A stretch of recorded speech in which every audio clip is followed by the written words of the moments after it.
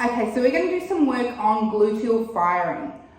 For a lot of dancers, our glutes don't necessarily work in the most efficient way, and this is one of those exercises where we're going to maybe retrain or continue to train. If they do work in the way we want them to, that is going to help us with our jumps and anything like that when we get into dancing.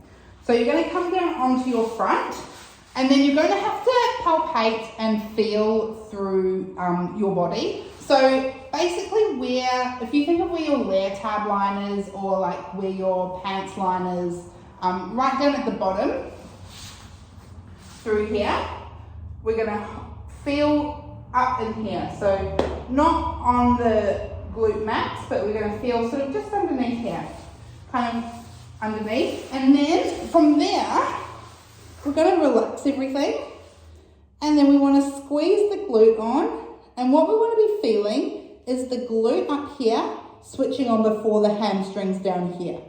So we're really sort of switching that glute on, and then feel the hamstrings come on. Once you have a few of those and you're feeling that okay, then we're going to start to lift the leg, and we want to feel the same thing. So what will quite often happen is, as we lift that leg, our hamstrings will fire, and then as we get a little bit higher, the glutes will switch on. We don't want that to happen. We actually want the opposite. So we want to, as we start to engage, the glutes switch on, and then the hamstrings lift. So we relax, glutes, and then hamstrings. And this is sometimes something that you actually have to think about rather than just do. If you were doing it and you're like, well, yeah, my glutes switch on and then my hamstrings, fine. That's fantastic, and you can keep going on your way.